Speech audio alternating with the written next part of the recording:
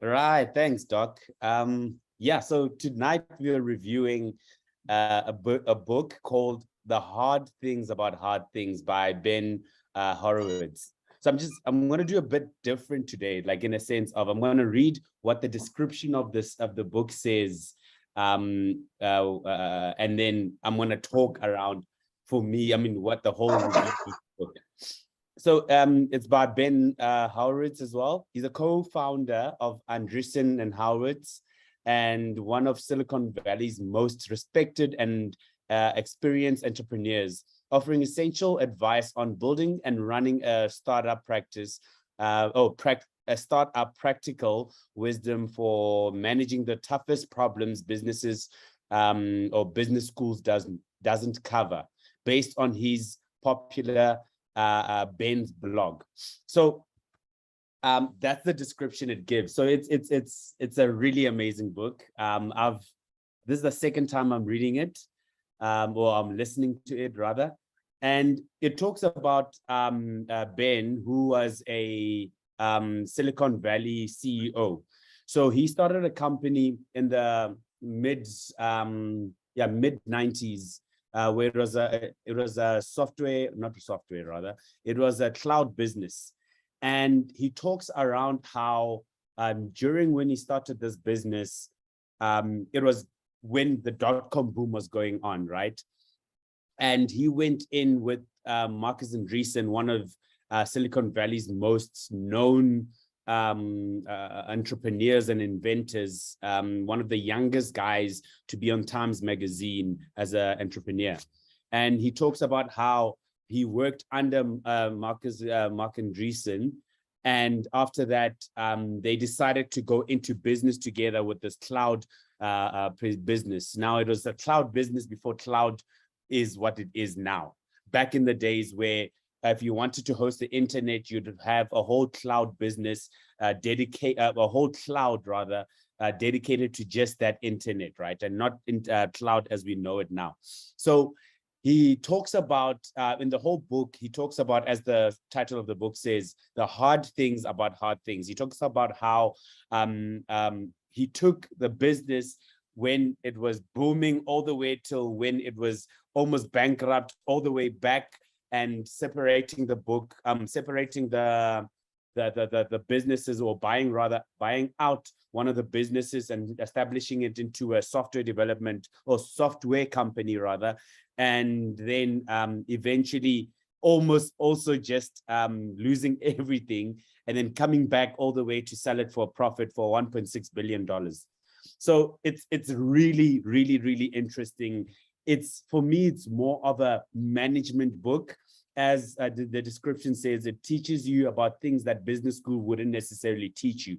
It teaches you about things that are very practical and what he went through.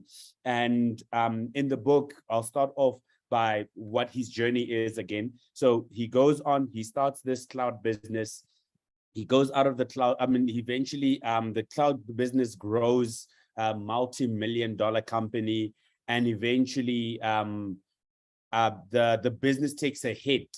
Now, it takes a hit at a time when it was the dot-com bust. And he goes against the grain in that he goes and he gathers all his, I don't know what the word is for it, but he gathers all his sense. Let me just put it that way. His IP, he makes sure that his revenue, all these things that you need to make a company go public. Now, again, this guy goes from a company that is almost bankrupt, that is almost, I think at a stage he said they had only $15 million in the bank, and that was going to last for for basically 1.5 months. And he has to make the decision to now go in and take the company public because they needed funds, and no one was able to give them funds at the time. So he goes out, he puts everything on the line, he goes on the road trip.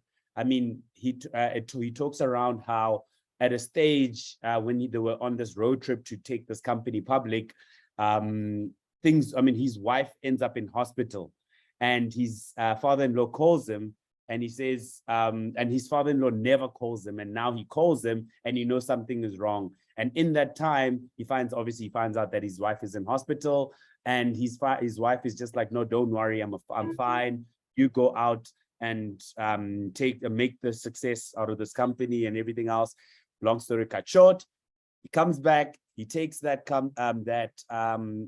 comes back from this tour, and eventually they go public, and he saves the company. Now, again, he saves this company going public at a time that no one was going public, because everyone was just against the tech businesses in the world, in fact, because of the dot-com bust.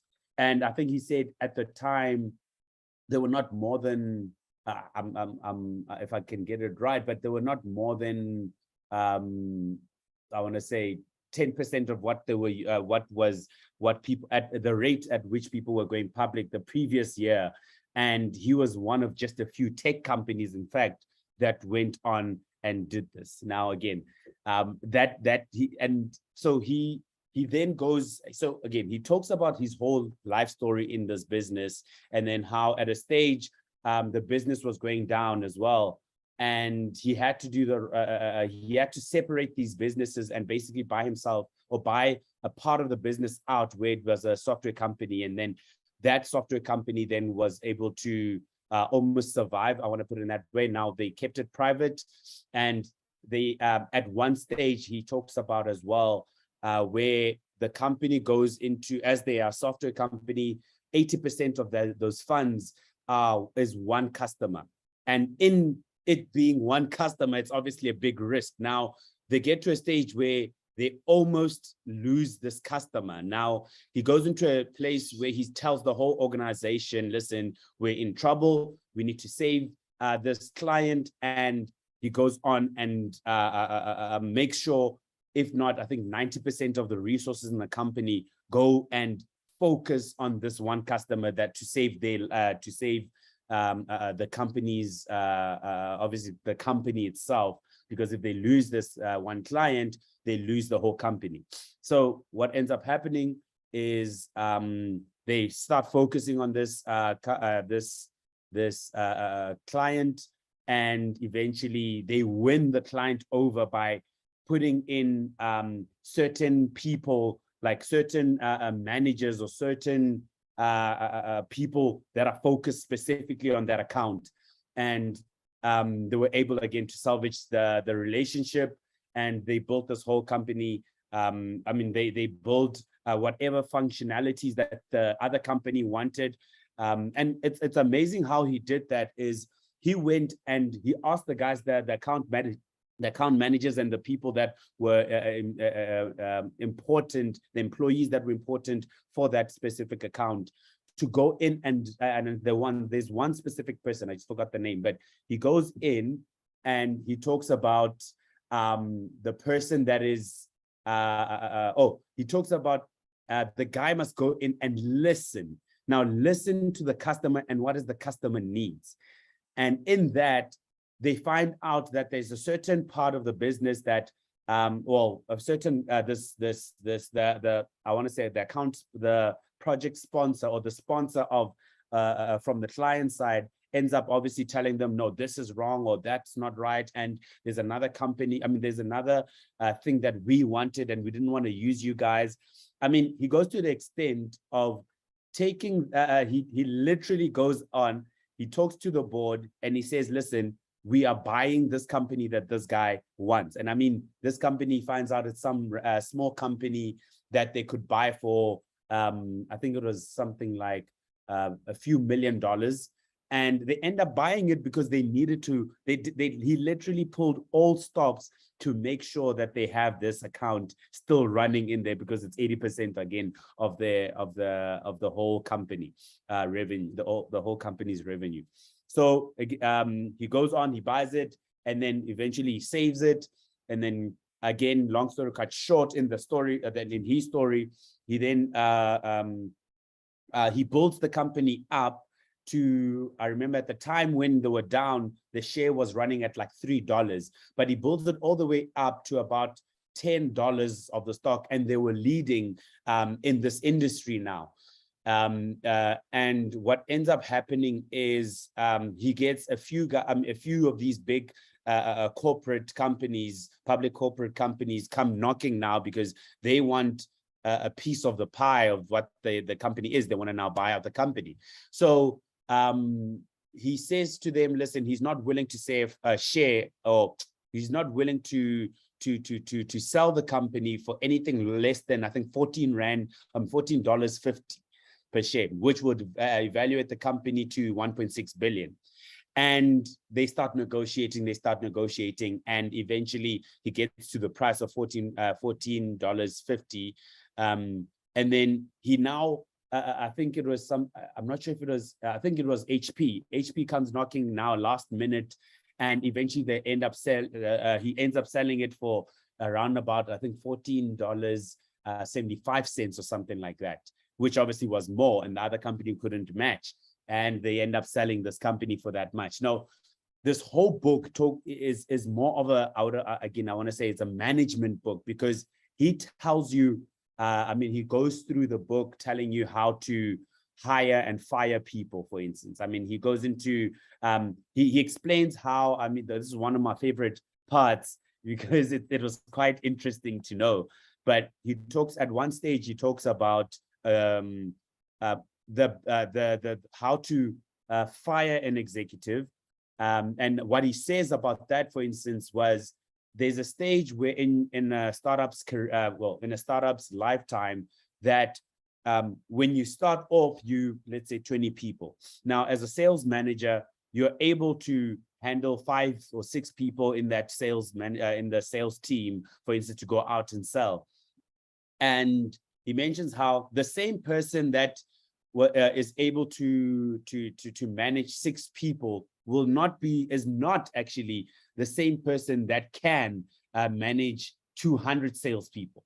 And he says, now, when you get to that moment where you need to fire someone, or demote rather, that person that had started with you, and it's a very hard thing, because now the person that started with you is going to be disappointed, obviously, because now he's either being, or he or she rather, is being either demoted, or they basically being forced out of the company. And he says there's a right way and a wrong way to do this.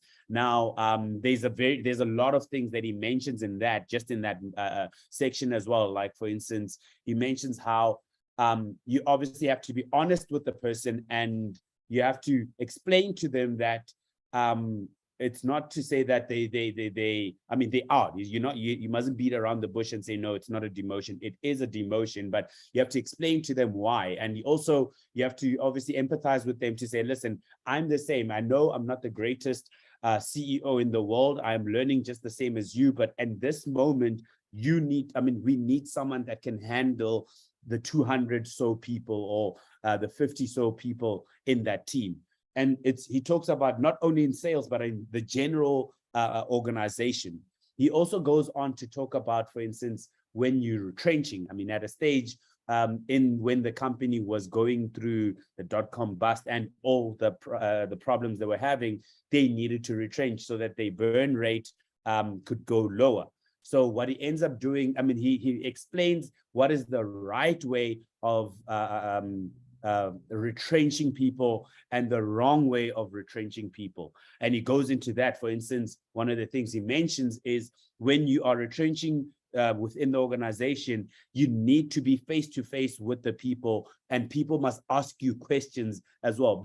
Allow the people to ask questions, but allow the managers to go out and actually prepare the people before you speak as the CEO around why you're retrenching and how you'll be retrenching, giving them the steps, giving them a whole a plan around how this whole retrenchment is going to work. And then another one of my favorite areas he speaks about was around when okay, I just lost my train of thought. Sorry about that. But just on that, actually, with the retrenchment, the reason that really stood out for me is at where I work at our organization, we recently went through retrenchment in December. And I was looking at this, how they did it, obviously, in our organization. against what he says. And it was very, very interesting to see what he mentioned would happen if someone does it the wrong way, and what he mentioned would happen if someone does it the right way. And I was able to gauge at our organization how it was done and what the response with the whole organization was. So it's really something that you wouldn't think about, but it's a real thing. The other, now I think one of my other favorite areas that he mentions was around how training is very important within an organization. He mentions how he would rather spend money on training the people in an organization than on other things that don't matter and don't build directly to the quality of work and the quality of the employees as well, building onto the employees. Just before I actually mention some of the things he mentions, he also, in the beginning of the book, he mentions how the organization should be built on the employee first and then the product. Obviously, without thinking of, we obviously knowing that the customer comes first, but talking to the employee first, and then after that, the product of the that you'll be producing within the organization, which is very, very interesting, because we read a book a few months back that around the man who destroyed, or the man who killed capitalism. Yeah. Yes, the man who killed capitalism, and he talks about the other way around, right? Where he does you don't care about the employee, but you care first about the shareholder. So in this sense, he talks about you care first and foremost around the employee, because if the employee is motivated, the employee will get you out of any situation, out of any problems that you have. So going back to what I was saying earlier on, he talks about how in training your people, you need to train your people in policy, you need to train your people in skill, you need to train your people in the organization, how the organization is supposed to function. And the reason he says, especially around policy, the reason he speaks about policy is that even though things are not, even when things are good, policy still stays the same, everything is fine. But when things go rough, and he mentions obviously the part where things were going rough in the organization, policy is what's going to save you, and also motivated employees are what's going to save you. Now, obviously, motivation in the sense of these people know exactly what they need to do. They are motivated in the sense of how they need to do it, and they're trained in the skill that they need to do it. And that will ultimately save you in that time. He mentions at a stage, actually, when they were going through the time where they needed to put all hands on deck for this whole, for the big client.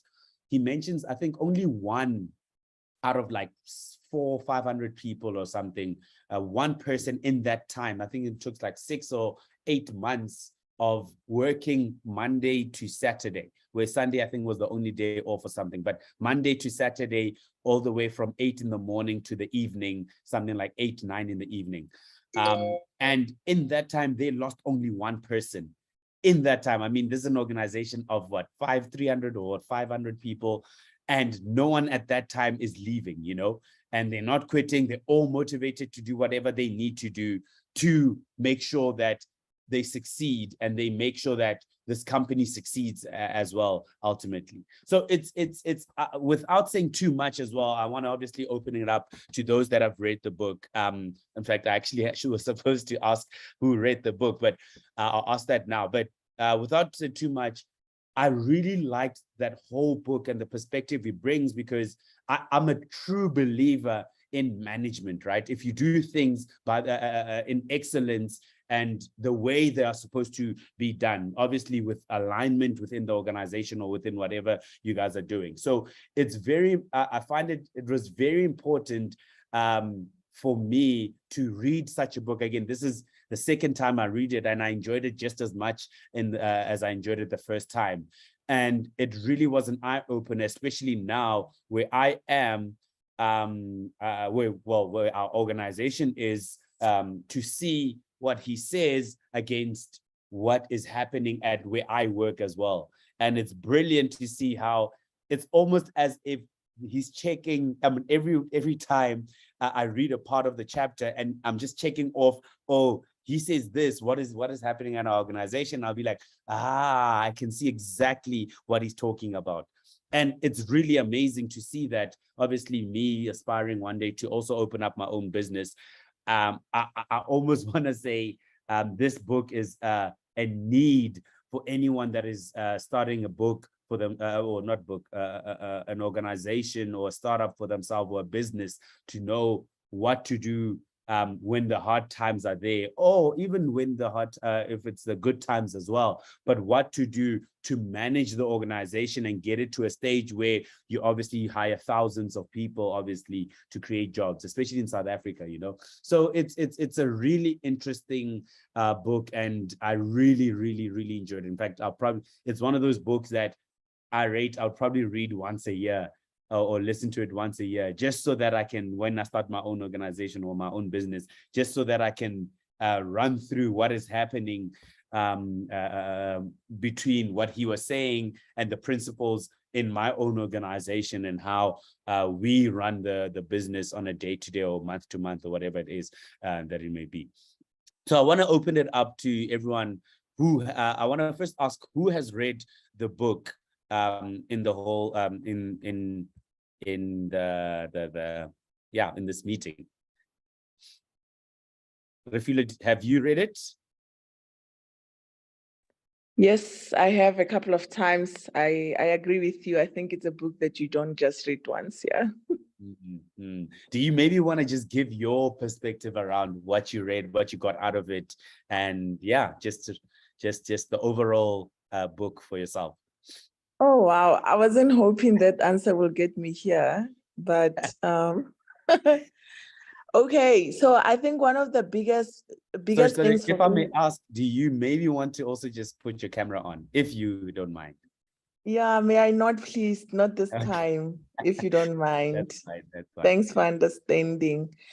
So I think one of the biggest takeaways for me, and what I keep going back to, it was just his ability to be authentic, to be real, and to lead from the front in times of trouble, because a lot of times when businesses go into trouble, the leaders disappear, or sometimes they don't even tell the truth. They don't, we kind of have this thing of, let's just keep it to ourselves until we figure it out, and I think what was amazing with that style is that, number one, he earned so much trust from the team, but because of that, he then all of a sudden have this massive support and brains that are willing to engage with him to help him resolve the problem, and I think that was a very powerful strategy that he had, and I think it gave him a lot of leverage as well. So yeah, I think it's really a brilliant book, and I like it that it's functional. A lot of times I feel like authors give us head knowledge, if I can explain it like that. But I like this. This is very functional. Like you're saying, it's a manual. It's like a step-by-step how to deal with problems as a leader, So yeah, great book. Thanks. Thanks for that, Refila. I do definitely agree with you, especially when you say that it's a lot of authors do give a theoretical viewpoint, but he actually explains it by the practice that he went through when he was going through the problems, obviously, within the organization and where the organization was at the time. Tulani, do you also want to give a review of the book from your point of view? I think you said you also read the book, so yes. Well, I didn't read, but I listened to the audio online on Audible. It is a very good book, especially for those who are in our journey. If entrepreneur was a person, he is the person, because he goes from the extreme of struggling with business, but he doesn't panic because he knows that he can turn it around, and he's done it a number of times. But what I like about him mostly, of which is a lesson for us who are in this journey, hiring friends. And especially when there's no one to hire, and you hire a friend and they give it all their best, and the business grows, and you need someone who can take the business to a next level. The friend cannot take it there. How you fire a friend with integrity, where he wouldn't feel ashamed. That's one lesson that I learned, that, okay, at the end of the day, it's not about the friendship, it's about the business growing. And a number of things that I see as well. Yeah, for example, I'm not sure whether it's me, but he keeps on calling all the executives the she's, the females. I don't know why. Maybe he chooses women as his executive, but maybe there's something to think of there, that probably women are make better CFOs or CEOs, because he keeps on, so in my mind, I thought maybe he's got something that one needs to think of. But the nice thing is that he knows that building a business, you would need people who are clever than you to take it forward. If you're not an engineer, you need to hire engineer to do engineering work. When it comes to sales as well, do that. There's another part that I liked as well, when he was interviewing a candidate, and he was doing background checks. And when they called him back and he asked, does the man have the skill? But they said, yes, he's got the skills. And then at the end, what was the main problem that I shouldn't hire him? And then the guy said on the other side, he's not a good cultural fit. So he's a square person. He doesn't fit nice in a suit. And how he threatens his subordinate. Of which, at the end of the day, are you looking for a cultural fit, or are you looking for someone who will take your business to a better level? That was a lesson for me, that when it comes to that, one needs to be wise in hiring executives, people who will take the business forward. And the other thing that I also I looked at the risk that he took. There's a part where he was selling to HP, and he kept his, I think, at 16 whatever, and he said, I will keep it at that. And then at a later stage, when the bid started coming, he eventually got a bigger than what he bargained for, of which he stayed there. But it was 16, I forgot what, but he stayed there. Eventually was able to sell the software to HP at a much higher price than he expected. They, looking at where he was struggling, he had nothing, but he didn't panic and just sell to the first person that came up, with an offer. He was able to sit and make sure that a better offer came in. So yeah, those are the few things that I took for myself. Other than that, people who wants to be in entrepreneurship, they should read the book or listen to the book. Yes. That would be my contribution. That's a definite.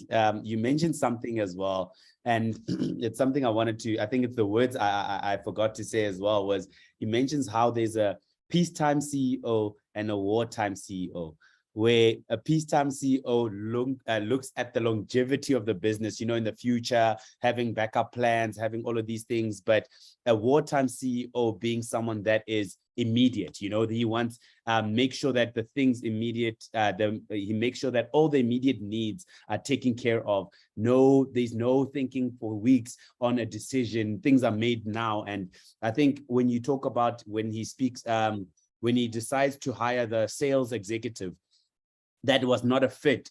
It was the time where he was in that war part where they needed someone that is going to be on the ball with everything, making sure that the numbers are what counts at the end of the day. So I like what you're saying as well, because you need to make decisions that are not, especially from a French kind of view. I mean, I think in the book he mentions how when anyone starts, they're obviously going to start hiring people from a place of knowing the people, right?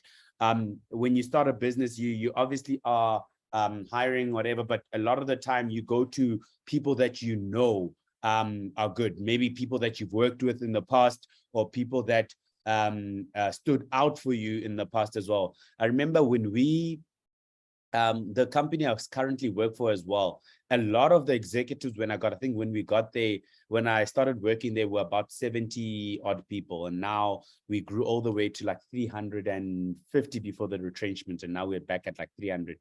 But he mentioned, I mean, I remember a lot of the people, when I start obviously asking questions, who's this guy? How do they know each other? Whatever.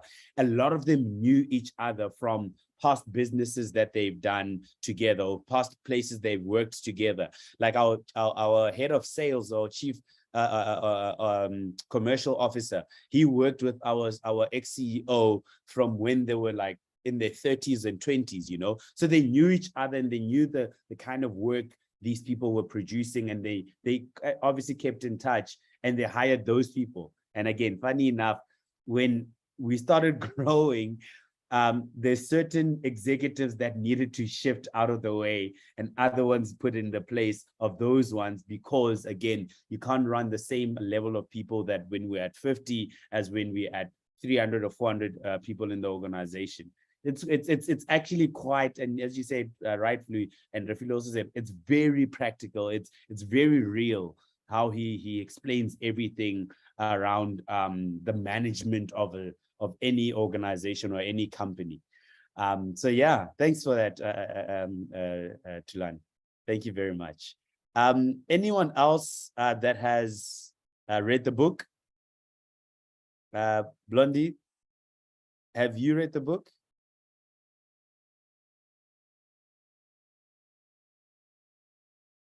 Are you there? Okay, Doc, I know you. Hi. Yes, I'm here. So sorry, can I give some? I'm still dishing up for my kids, so I can do that as soon as I'm done. So can you give it to Dr. Rosh maybe, and then I'll check it later. That's fine. Doc, it's your turn now. I know you have a lot to say. We've spoken about this book many a times. Yeah, it's quite a fascinating book. Like you said, it's a must read for a lot of entrepreneurs, if not all entrepreneurs. And I like how he starts the book. I like how he has these quotes from rappers and Kanye West, and all this DMX and all these cool rappers. I found that to be quite interesting. But in the book, and I think for me, at the outset of the book, I mean, this is how he introduces the book, which for me is quite something else. And he says, every time I read a management or self-help book, I find myself saying, that's fine, but that wasn't really the hard thing about the situation. The hard thing isn't setting a big, hairy, audacious goal. The hard thing is laying off people when you miss the big goal. The hard thing isn't hiring great people. The hard thing is when those great people develop a sense of entitlement and start demanding unreasonable things. The hard thing isn't setting up an organizational chart. The hard thing is getting people to communicate within the organization that you just designed. The hard thing isn't dreaming big. The hard thing is waking up in the middle of the night in a cold sweat when the dream turns into a nightmare. So I read that part, and I knew that this is going to be good, right? I mean, this is like the introduction chapter. I just knew this is going to be good. And like you, Madi, I've read it twice. And every time I read it, there's nuggets that are coming out, right? There's nuggets that are coming out, which is quite amazing. And I like what Fifu was saying. He's quite frank. This is a book that, is written from somebody who actually has been through the mill. I mean, let me start with a simple, funny example in the book that he talks about. And probably I don't know if you, Mali, in the tech space have experienced this, but there's a lot of, especially in the tech space, and when I read this part in the book about culture, I wasn't quite surprised because I've pretty much seen something similar to this. He talks about the whole cursing, the swearing culture that is in the tech space, and he's now confronted with the situation where people swear, they call the F word and all these other words, the unprintables. But you find that people who often swear a lot, they are quite amazing people who produce and other people don't like swearing in an organization. They can't take it, they don't like it. I know I can't take it as well. So he says he's confronted with this. So he's been avoiding this because he also swears, right? He also swears. So he says he's now, as a leader of an organization, he's confronted with a situation where he has to mediate the whole situation. There are those who are saying swearing is bad. There are those who are saying it's part of the industry, we don't mind. And he's caught in the middle because he's the one who also swears. But he understands that he's losing good stuff because they don't like this thing of swearing. And now he has to mediate and make a decision. And he says he had to find the middle ground. I thought that was a bit of a cop-out, but he says he has to find the middle ground. And the middle ground is, okay, guys, we're no longer swearing unless and there's a condition. Now, if you swear as a matter of emphasis, it's okay. But if you swear at someone, it's not okay. So an example would be, you can't swear at someone, but if you say that thing was F hard, that's acceptable. Because it says you are expressing its emphasis. That thing was F hard, or, we F killed it, He says that part is acceptable. So I found that to be very funny, so, and he was able to get away with it because part of the swearing was the guys, they were bordering on swearing at each other. But I mean, the book is, the way I have read it, it's structured into three parts. There is the first part where he talks about building a business. There's a part where he talks about building a culture, and there's a part where he talks about building a company, right? And in between those parts, he shares his views about, when you build a business, when you build a culture, and he talks more about, what things needs to be done in building a culture. But he also talks about building a business. But what I find is, he has quite a lot of stories. This guy, when he was struggling to raise funding, and he was told, and he's real, right? He was told, if you want to raise funding with us, you have to cut 40% of your staff members. And he was in a meeting with a group of investors who told him that they would only invest if he cut 40% of his workforce, and that was a very difficult decision to do, but eventually had to go ahead and lay off staff, knowing that it was a necessary part of growing the business. So there are instances where I also had to lay off staff, and there are instances where, as an entrepreneur, part of your journey is going to be you have to lay off staff. And in fact, he also laid off his partner Anderson in the first venture, Loud Clouds or something. He had to lay him off also, and they had to have a very difficult conversation. He talks about managing, how difficult it is to manage employees, and he talk about culture fit. You have somebody who's a high performer, but they're a problem child at the same time. They deliver goods, but they're very destructive in the culture of the organization. And you need to then decide, do you keep them because they are performing, or they're performing, but they're destroying the culture of the organization? Or do you let them go and sacrifice the results that they are bringing in order to be able to build the overall culture of the organization? And he talks mostly about building a strong company culture, but I think also very important, being intentional about it. Because the thing with culture is, even when you are not building it, if you're quiet and you're not building it, it gets formed anyway. So culture gets formed anyway, whether you're intentional or not intentional.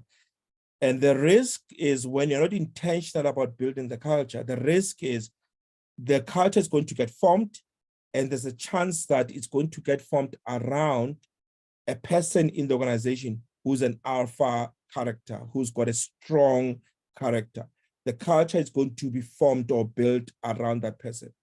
And if that person's values are in conflict with your values as the founder, that person's values are going to influence the culture of the organization, and it might be something that you don't want. So, so he shares how he worked with his team to define the core values of Loud Cloud, and how they use those values to make decisions and evaluate employees. To your point, Malisela, about hiring someone who is competent, but they don't share they're not going to be a cultural fit. And I think that's something that, after reading this book, I started to appreciate more, that you don't just hire people because they are competent or because they qualify for the position. You also need to check, are they a culture fit? Because you want to be able to build a strong culture. And I've since learned how, if you look at, we call them prima donnas, or, the guys who are very good at delivering, and how sometimes they can be destructive. They rock up late, they don't wear uniform. It's as if they have their own organization within the organization, but they perform. And the challenge then becomes that you don't reprimand this person because he performs. And the other employees, they see that. They see that you let him off the hook, he comes late to work, you don't say anything. They also start coming to work late. And then the next thing, this person who's a super performer, they leave the organization. And when they leave the organization, they leave behind a very destroyed organizational culture. There's no culture, or if it's there, it's a very dysfunctional, very destructive culture. And I think he's very intentional about culture. But he also talks about, there are some personal life stories. You spoke about the fact that he was at work, and his wife was giving birth, and there was a whole issue. Also about the death of a close friend or colleague had a profound impact on him. He described how he struggled with grief and how it affected his interaction with employees and customers. But he also talks about the fact that you need to find ways to manage stress and maintain a work-life balance. So there are so many lessons from this book, Malisela. There are so many stories, or tips that I've picked up. Some of the tips would be a focus on the customer. He's very customer-centric. He always thinks about customers. Throughout the book, it always comes to, about customers. He shares a story about how Loud Cloud lost a major customer because they were not delivering what the customer really needed. And this experience actually led him to shift from, focusing on the product or the technology, but rather focusing on the customer pain points. He talks about, be transparent and communicate openly. He's a big believer in transparent communication with employees. And I think Fifi has spoken about that. Create a strong company culture, embrace change. He shares many stories on how startups need to be agile and able to pivot quickly, shift from one business model to another business model multiple times. Yes, you spoke about strong networks. He emphasizes the importance of having strong mentors and advisors who can offer you guidance and support. You know, he shares stories about how he learned from other entrepreneurs and also from his co-founder as well. And yeah, I mean, the last tip that it comes back to, take care of yourself, you know, prioritize your health and your well-being, and, you know, make time for your family, make time of, you know, interest outside of work, so that you can avoid burnout, and you are able to make better decisions when you take care of yourself. So those are some of the lessons. There's quite a lot of them. And I think, like you, Malisela, I'm going to read the book again. In fact, I think it will be an annual read. Yeah, because, you know, they say when you reread the book, it's a reflection of how much you have grown.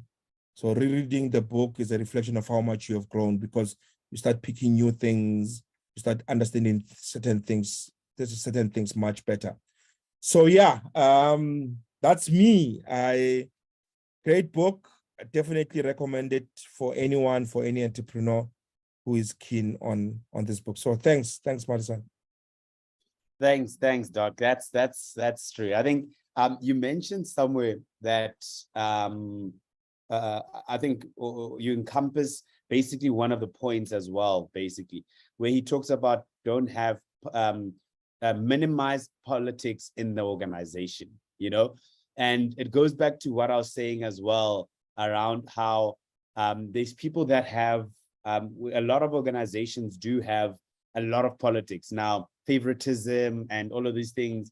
And he's just like, and I like the whole book is he's very consistent, you know. I feel like if I was to meet him now, I would meet this very same person that that started that company in the 90s, and the very same person that wrote this book when he was writing it. Like, it just feels like he's very authentic in the way he does things.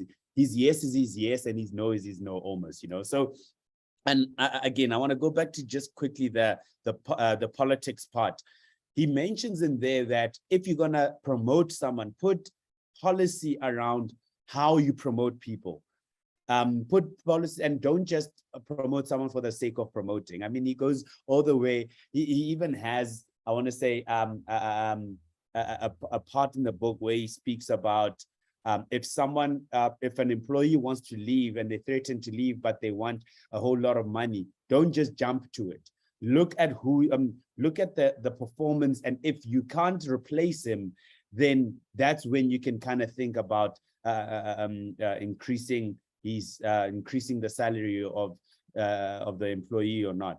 But in any case, don't just do it for the sake of, oh, we're losing a person that's really good at what they're doing. No, that you digging a hole for yourself where you eventually, obviously someone else is going to know of the salary increase and they're going to want to do it, and then it's just going to blow the whole thing out the water in the organizations. He's very authentic in that, you know, and it's brilliant. Yeah, there's a lot more obviously we can say about this, but I want to give other people the chance. So I see you back. Did you read the book? And if you have, I know. Sorry, I need to. While I was waiting, I logged on Facebook and started working, following it. I read I listened to the book, and I think the part that got me the most was actually, I think, chapter 4 with the hiring and retrenching and the whole politics. I think that was quite interesting, even on a personal level, for me as an employee and as a growing executive wannabe. To sort of say, you might, and you actually covered on that you might be good at managing 100 people, but when the company doubles to 200, you might not actually be able to organically grow with managing that. And I think that's something that we're all not aware of, that we never think about when you're working or when you're hiring a team.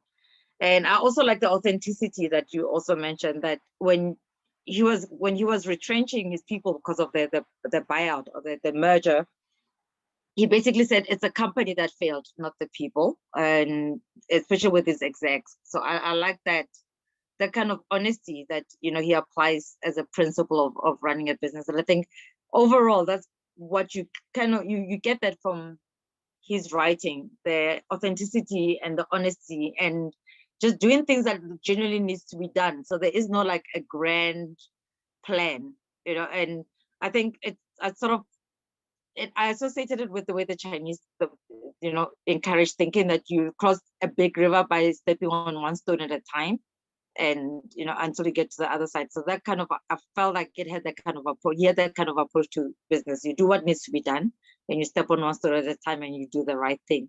So I like that. So, and it also reminded me that, I mean, at first you kind of think, oh, this is big. I mean, he's running a multi-billion-dollar business. He started out with a tech that's quite sophisticated at a time when nothing was happening. But for a young entrepreneur or a small entrepreneur, when you think about it, I think something that one of my favorite coaches says all the time is that the minute you get the opportunity to hire somebody, hire someone. Because when you get bigger, you need to know how to manage people. So it might look like, oh, you're running a startup and you can only afford to pay somebody 100 rands a month. You know, and they say, do it because it trains you how to actually manage your team properly. And so that by the time you're big, you actually have, you're quite well skilled at running that. So I kind of like that approach that at first I thought it's too big. Oh my God, this is not for me. You know, it's a white American guy running a tech company. How do I apply it to a beekeeper in South Africa? But ultimately I was like, oh, I see how, if you have a vision, this could actually be how to start off being a great CEO, following the principles, and to grow it, like exponentially grow with your company, you know, because I think he's in big favor of acquisition of knowledge. You know, it makes an example about if you're hiring, and internal CEOs perform significantly better than external CEOs, because there's knowledge that even if you're technically really good at managing big companies, there is the acquisition and knowing the operations of the company that actually will far outdo anybody who's got management skills that's from outside. So it gave me a sense of, you know, start now and start right, and with good intentions and exponentially grow. So I think, like you, I probably will read it like a few times to and turn it into like a step-by-step manual of how to actually start a business and to become its own CEO at some point. Thanks. Thanks. Thank you for that. I see Blondie, you now on. Do you want to? My kids are bugging me, so I'm like, oh my. So I need to just do my review and take the phone to the kitchen because I'm multitasking big time. So when I read the book, the first thing that shocked me was the price when I got to exclusive books, because I think it was about 600 bucks. I'm like, this better be worth it. There's no way I'm paying 600 rand for trash content. I'm not going to do that. But then again, you know, I took that leap of faith and I paid. I bought the book, and I remember I discussed it in a group, and I said, I have a problem with the price because it's just too much. It better be good. So the first few chapters, I couldn't put the book down because it spoke to a lot of things that I've been through as an entrepreneur. I started my journey in 2009. So you can imagine, I had so many startups that failed, and I could, you know, draw parallels with what Ben has been through and everything else that he went through, but not to the great extent. Because what was nice about Ben is that Ben was surrounded by people, you know, doyens of the industry. He was surrounded by people who had some sort of influence, people who had access to money, people who had access to people that had money, something that we don't have, you know. So you have to build your community. And that's what one of the things that I took away from the book was that you really need people who have access to money, because when you grow as a business, you need money. There's no way you can scale up with no money or access to people who have money. So that's one of the things that really stood out for me, because it was so structured, it was well structured. How he could scale up, how he could start an entity, fails, and he still start another one, and he would still get people that want to back him up because of the company that he kept and the people that were surrounding him at that time. The swearing part, guys, can we just discuss the swearing part? Because, you know, when invoices are not paid, we have to swear. You know, I know Dr. Roche doesn't like it. Me, I get very personal when it comes to anything that has to be paid to me, because I believe that if the work was done, then, you know, you ask me to execute, I execute. But when I have to get my money, I have to beg you. That's a problem for me. And that's where we there's a conflict, because I would take it outside. I used to I used to have an office, and I had my office had a sliding door, so I would step outside, but I used to swear a lot when I wanted my money and I wanted to understand why we're not being paid. So I used to close the door, and people were like, why do you go outside? I'm like, because I'm sorry, I have to go outside because the people inside the office cannot hear me say those things. It's wrong, but I have to do it because that is the only way we can get paid. People understand.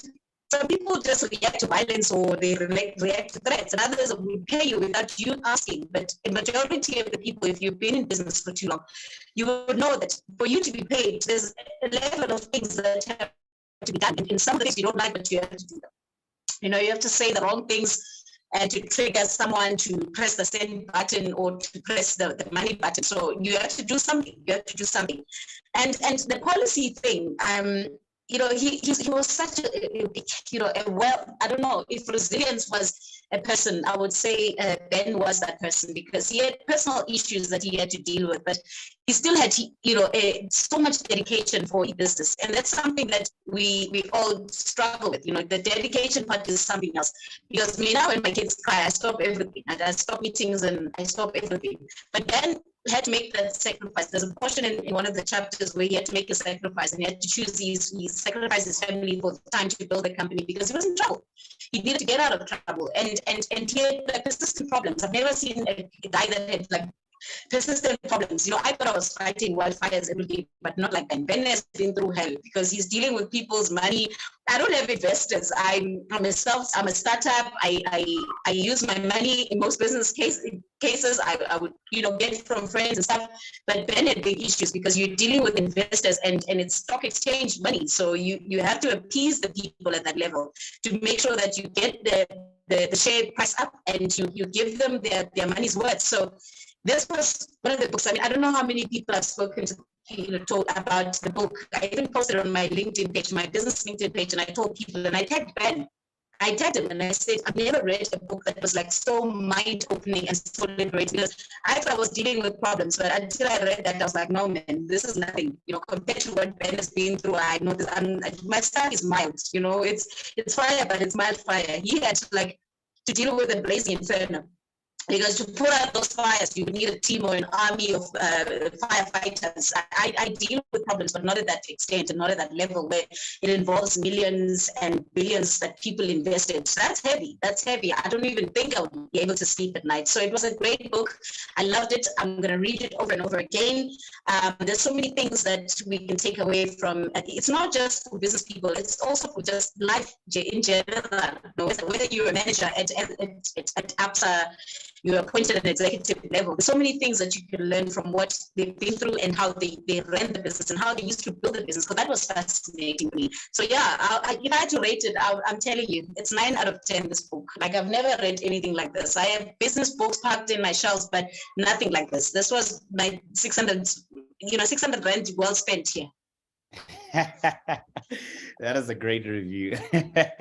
I like the part where you talk about the swearing, guys. You know exactly what he was talking about. Where he's like, I don't like swearing, but but when he was talking there, I was like, I could, as Doc asked me earlier on to say, in the tech industry, does it happen like that? And I can say 120%, it is exactly that way in the office, where things are not done and it's just like everywhere, and it's to say, I like, again, going back to just him, a lot of you have spoken about how he is, I want to say, level-headed, for lack of better words. He's level-headed about what he wants, and he almost has a backbone to back his decisions as well, right? It's not just, oh, I hope it works. No, he says, let me try it out. If it doesn't work, we'll try something else, but I need to make a decision.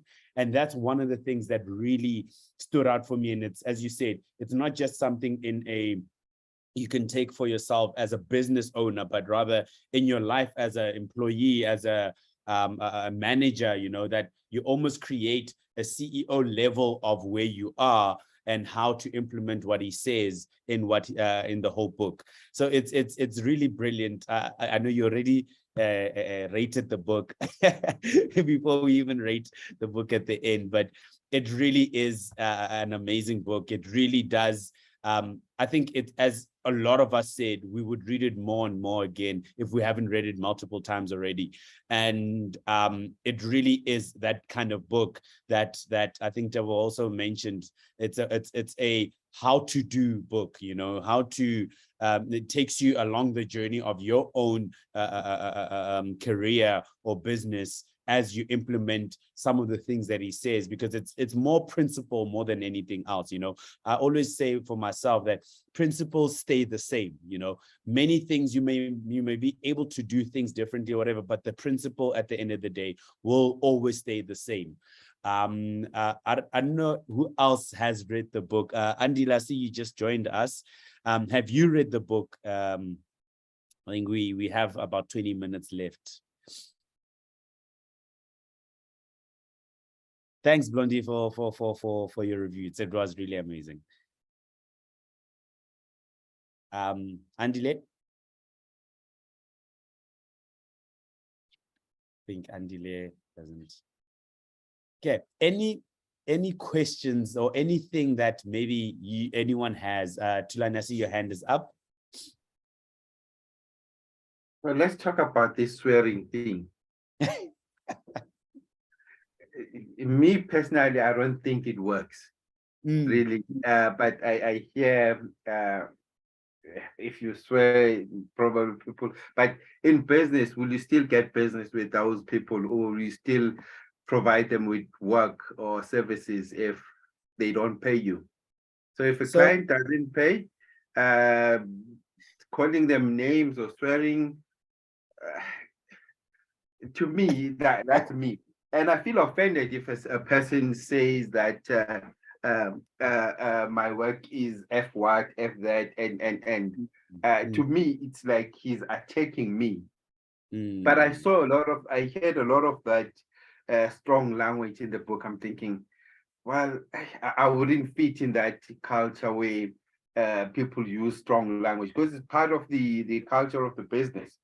So for me, I don't think you need to go that far to threaten people or to, you know, use foul language for people to do things. If people are good at what they do, they must just do what they do. If a person makes a mistake, it's a mistake. Let's talk about it. Let's fix it and then move forward.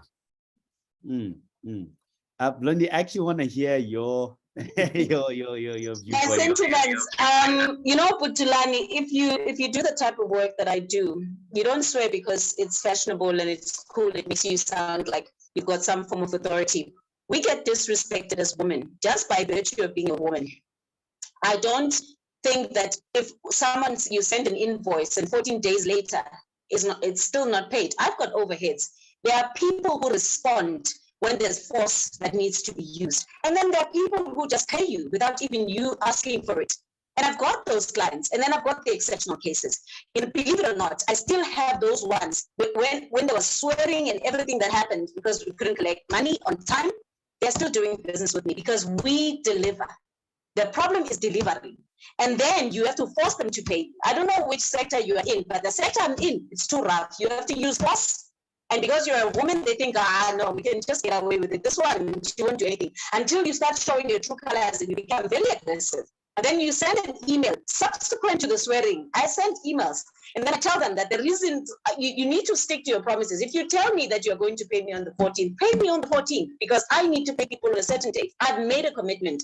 I've got contracts with people. I'm not a spaza shop. And I tell them, I list everything.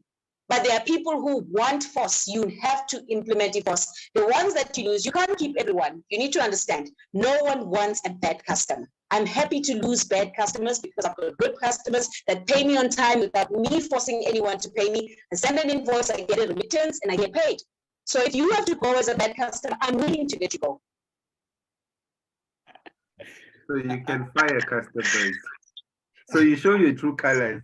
I like that part where you say your true colors. Yeah, true colors are important. True colors are important because we are dealing with people that are sitting on top of money. You know the guy's got money. I know my customers. I know they've got money. But they just think, we can delay it for another week. And someone sends you a message and says, I'm on holiday. And I mean, what am I supposed to do? Take that lightly and say, oh, yeah, well, see you after the holiday. No, you have to pay me. I don't care where you are, but pay me. Yeah, they must pay before they go on holiday. Gaga, so you put your camera back on. Yeah. No. I was saying that you know, I've come to understand that it's actually sector specific. And what Brandy is saying, that in my sector, there are certain sectors, like I know, for instance, in the accounting profession, audit profession, you know, there's what they call a code of conduct. And you know, there are certain things that you that you can't just say, you know, because it's, you know, it's sector specific. And then there are certain sectors where, I mean, you can imagine the taxi industry, for instance. Everything goes there, right? Everything goes, you know, and you can't just want to come and say, no, don't sweat me. That's the language. It's a day-to-day language. And to a large extent, that's how they get things done, you know. You can't get to court and start swearing in court, you know, because there's a certain expectation or a code of conduct. So I've come to realize that it's sector specific. There are certain sectors, everything goes. And there are others where they'll call you to order if you use a wrong word, even if it's not a swear word. But if you just use a wrong word, they'll call you to order. It's quite interesting to see those different sectors. The challenge as an entrepreneur is when your business is growing, you have 200 employees, there's unions. And because when the organization grows to that level, you are likely to have unions coming through. How then do you deal with the language? Because once they strike, you know, everything is off the book. They attack anything and everything about you, about your nose, about your head. They attack everything, you know. So yeah, but I think it's a culture, you know, and I believe if everybody is happy with swearing, let it be, you know. If people are not comfortable with swearing, then the decision needs to be taken that here we don't swear, irrespective of how angry you are, you know, or here everything they are not holding back. But yeah, it's quite interesting. The swearing thing is quite interesting. I just want to share, there was a lot of firings that took place. Is it early this year or late last year? It was late last year with Amazon and everyone. Amazon, Facebook, and yep. I want to share, there is, you know, I don't know if it will be here, but there's I want to share, I blogged about it because some of the tech companies were firing left, right, and center, and how they were firing was actually, you know, in bad taste. And then there's an example of, there's an organization called Stripe. I don't know if you can see this. So I blogged about this. If you must say, you must lay off employees. So, you know, Patrick Collison is the CEO of Stripe. So Stripe is sort of like a tech company, so to speak, yeah. And they were forced to let go of employees. And here is what so they sent out a memo. So, I mean, you can go through the memo. It's a whole memo explaining, and to what Ben was saying, you know, to employees, you know. So he's got a whole memo that he wrote explaining, and he's transparent why we are firing, what mistakes have we made. So it's quite, you know, it's quite inspiring. But he, you know, he says, for instance, today we are announcing the hardest change we have had to make at Stripe. To date, we are reducing the size of our team by 14%, and we're saying goodbye to many talented Stripes in the process. If you're among those impacted, you'll receive notification within the next 15 minutes. For those who are leaving, we are very sorry to be taking the step. And John and I are fully responsible for the decisions leading up to it. I mean, that's quite an amazing taking accountability, right? And he then goes on to say, you know, this is definitely not a separation we would have wanted or imagined when we were hiring. We want everyone that is leaving to know that we care about you as former colleagues and appreciate everything that you have done. In our minds, you are our valued alumni, right? And in fact, what they do, which I find to be quite cool, they then set up an alumni program. I don't know, you know, if you would want to become part of an alumni program. After they just fired you, right? But it's quite interesting how they're going about it, right? Then they admit that the leadership made a mistake and apologize for terminating people, right? In making these changes, you might reasonably wonder whether Stripe's leadership made some errors of judgment. Would go further than that. In our view, we've made two very consequential mistakes, and we want to highlight them here since they're important. And they go on to highlight the mistakes that they've made, right? For the rest of this week, we'll focus on helping the people who are leaving Stripe. Next week, we'll reset, recalibrate, and move.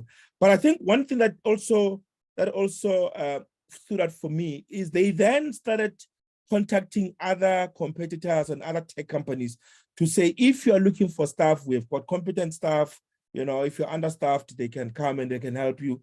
They don't criticize the team, you know, the tone is quite an amazing tone. So yeah, I found that to be quite an interesting way and a transparent way, as Ben was saying in the book, that be transparent, take responsibility, you know, and don't blame the people, you know, for your own faults. So I found that to be quite interesting. So I thought, let me bring it up. That's Mandy. amazing. Can you post it on the group, Doc, Yes. or on the chat as well? That's Yes, I yes, like just yours, and then we'll obviously get the memo on your link. yes. It's I think they read the book, Doc. Yeah, you're right. Actually, you're right. I You're think they actually read the right. book, or they know him, because Yeah. the way that is brilliant. Yeah. In fact, to be honest, Doc, if they did that at our organization, I'm telling you, people will be much of. Right now, people are just a bit bitter with our organization. Yeah. It's actually, but in any case, I mean, this shows what something like that is, how important, as much as people don't see. I don't know how many people have been through these. Here in South Africa, they call it what, Section 189, the retrenchment. And I don't know how many people have been through it, but it's something that people don't realize how bad it is for the culture of the company moving forward. I know, for instance, at Twitter, after Elon Musk retrenched a whole lot of them, I think it was more than 50% or something like that. But after that, like the morale, like the whole organization in itself, people already, those that didn't even get retrenched, were looking for jobs otherwise, you know, because they did not feel like they were in a safe space as well. You know, it was just like for shoot from the hip, and that was it. So it's very important. And again, look, we can go back and forth about this. I'll give you one. You'll be the last person to comment, and then we'll rate the book. Then we'll finish. But that is very important. I think he encompasses not only the what you do, but rather how you do what you do. You know, because that ultimately has a lasting effect, not only on your employees, but on the product and on the customer that you give the product to. It is very important to look at it from that point of view, because ultimately you kill your business from there, or you build your business from there as well. Deborah? I think the one thing that he said that also resonated is that when you're retrenching, and you just said it with Twitter, your communication is not necessary to the people that are leaving, but to the people that are staying. So that's basically who you have in mind as a priority. So rather than how the person who left feels, it's more like how would the people that stay view the company, because you're firing their friends and their families and everything. So I think that even that what Dr. Roche said, is that it speaks to the people that are staying. Yes, that's true. It's actually a very important thing you mentioned now, because he does go into extensive to say, you must think about those people, because they are ultimately still the people that are going to build your company, you know, or build the company itself. So you want you want them to have ease in their mind as they're doing the whole as they're building up the whole business. So with that said, we've got 4 more minutes. I want us to rate the book for those that read it. Even those that haven't read it, I think you can just by us listening, by you listening, if you want to go read the book as well. So I want to start by Tabo, maybe you can start, rate the book, and yeah. I'll give it a 9 because I want to read it again, and I want to turn it into like the how-to manual, that I use as a worksheet. Okay, all right. Yeah. The price tag is a problem, but that one is for price tag. Tulani? For the price tag and the strong language, I'll give it an 8, but it is a good book.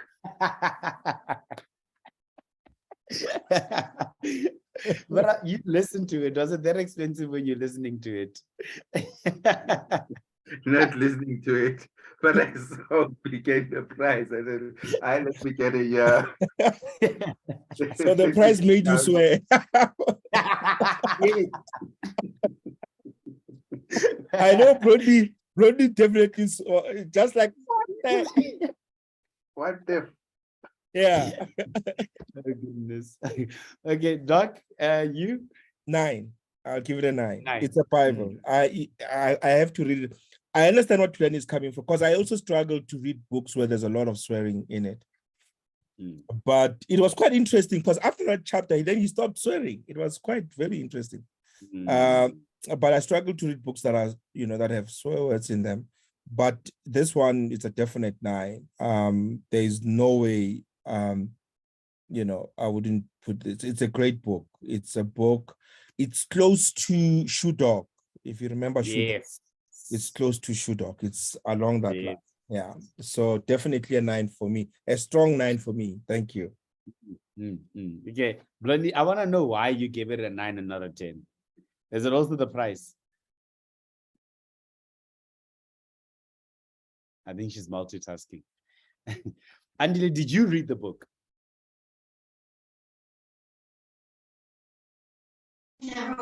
Sorry, I'm multitasking.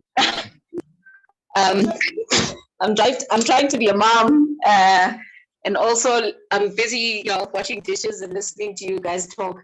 Why I gave it a 9, because a lot of it is relative. Like I said, I've been in business since 2009. I've had so many failures. So when he fails, I could relate, except for the fact that I didn't fail at that level, at the Silicon Valley level. But failure is failure, and failure is relative. So I could relate, the hardships, laying off people. I had to lay off people in 2020 when COVID hit. We had one of our biggest contracts with BP, and we were doing the Pick and Pay renovations and conversions. And that contract got wiped away. I had to lay off 30 people. Sure. That was the hardest thing I've done in my life. And I hope I never get to do it again. But I know that the journey of entrepreneurship, this is part of it. It's a package. It comes with the territory. You just have to swallow it. And it was the most uncomfortable thing I've done in my life. And as a result, I developed a condition called peptic ulcers. And I got sick, and because I was so stressed, I was going through all sorts of emotions and whatever. So I wish I don't have to do that again, but it will happen again, because we are rebuilding now. We are starting all over again, and we are going back into the field. But it's going to happen. It's going to happen again. I know. I'm expecting it, but right now I am prepared for it, because I've been there and I've done that. So for me, it was just 9, because I could relate to everything that he's gone through, and his love for hip hop music. I'm a big hip hop fan, and I know the song. When he writes it, I know the song very well. When he puts it there as a thing, I'm like, I know the song. This is my jam too. So I could relate to it. The guy and I are like, similar, but we're just different, because I'm here and he's there, and he's dealing at a Silicon Valley. I'm not. I'm a small time fish, but I try my best every day. It's small time fish for now. We'll put it that way. Okay, Matas, have you read? If you haven't read the book, I want you to rate the book just by hearing.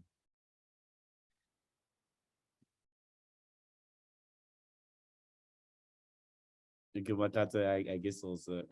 Okay, then let me rate the book. And then after that we can close. I give it a 9.5, a solid 9.5. Look, I still say there's always been one book for me that has, and Doc also said it's Shoe Dog. Shoe Dog for me was a 10 out of 10. I think this is more of a 9.5 out of 10. The only reason I wouldn't give it a 10 is because I think as time goes on, and I don't know, Shoe Dog just put everything in. It was a great storybook, but at the same time, it was very practical and very encouraging and everything. But this one is more of the way it's so good, it's so real. And I know exactly, in a sense, what to expect, because I'm also building a business in the tech business and the tech industry as well. But in a way, it almost paved the way for me to know what to expect, what to look out for, what to not do, what to do as well. And I'm learning that, especially at work as well, the what to do's and what not to do's, and taking this book and saying, wow, this is exactly what's happening. So I'll give it a 9.5, a solid 9.5, one of the best books I've ever read, and I'll continue to read it again. And yeah, that's the book review for today. Thank you everyone for, I see Matats also gave it a 9, just by the lessons as well of the book. But yeah, thank you very much everyone for reading the book and yeah, just coming and reviewing the book with us. It really was an amazing book, and yeah, we'll come back in 2 years or 3 years time to see who are the people that read it again and how have they developed since reading it. I think that's what we should do, Doc. No, for sure. Thanks, Malisela. Thanks a lot. Yeah, for me it's an annual read, so it's, you know, it's definitely an annual read. So thanks. The next book, guys, that we are reviewing, thanks, Malisela. It's Blondie. Is Blondie here? Blondie is here. So she recommended The Billionaire Mindset by Daniel Strauss. So what I'll do is I will share. It's The Billionaire Mindset. I'll share the title, but I'll sort of give out the date later on. So we're gonna kill two birds with one stone. A while back, we were supposed to review this book. I don't know if you guys remember. We were supposed to review Zola Mahobe and the story of Mamelodi Sundowns. For some reason, Bradon was not available. He didn't show up for the review. So we are in 2 weeks' time, because we're supposed to have read this anyway. So in 2 weeks' time, we're going to review this. And I think the reason why I decided let's review this book, because I've read this book, is because of what's happening in the country. We have a Bonnie and Clyde situation, right? And this book is a Bonnie and Clyde situation. Zola Mahobe and Snowy Mushweshwe is a Bonnie and Clyde situation. So I thought, so as this whole things were happening, I'm like, we have not reviewed this guy. So let's get, guys, this is drama. If you love drama, this is drama.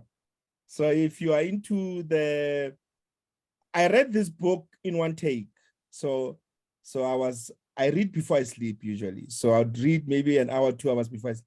This one, I couldn't sleep. So I finished this at 2 a.m., 3 a.m. I couldn't sleep. I was turning the pages. I was like, what? It's like you are reading Thabo Beste and Dr. Nandi's story in a book. I promise you guys, I could not put it down. Like, so when this whole Nandi thing happened, I'm like, I've seen this before. Snowy was Nandi, like robbing the bank. The guy was living it up. They got caught, went to jail. It's a real story. You know, I'm from Mamelodi, so don't ruin it for us. Also, Doc, we want to read it. Now I'm definitely going to read it. Please get this. So it's as close as we can get to, you know, there's no the best. So I've spoken to Bradon, the party. He's gonna come through. So let's do it in 2 weeks' time. You're gonna finish this within a weekend. I can trust me. You're gonna finish this within a weekend, and then also in the process, get the Billionaire Mindset. I'll post it in the WhatsApp group, and then Blondie, you are next. So in 2 weeks' time, we are doing this. Another 2 weeks' time, we are doing this. Is it fine? we're supposed to have done this anyway. So I hope I'm not killing you because we're supposed to have read this a while back. So yeah, Tulani, trust me, my brother, trust me. On this one, VBS has got nothing here. Yeah. Yeah. Yeah. Oh Lord. And it's funny. You're gonna laugh. It's like so funny. So Bradon has agreed. He's an old man, probably Zolama Hobe's age. There are so many not to do's in business. Yeah. It's not a really truly business story, but there's a whole lot of things to take out from here. So the author of The Billionaire Mindset is Daniel Strauss. I don't know if I can maybe magnify this. It's Daniel Strauss, but I'll send you the information. Daniel Strauss. Woo! Not this one. This one. Yes, Daniel Strauss. Right. So I'll share the information and I'll see you guys in 2 weeks' time. Thank you so much. Bye. Thank you, everyone. Thanks. Yes, Bye.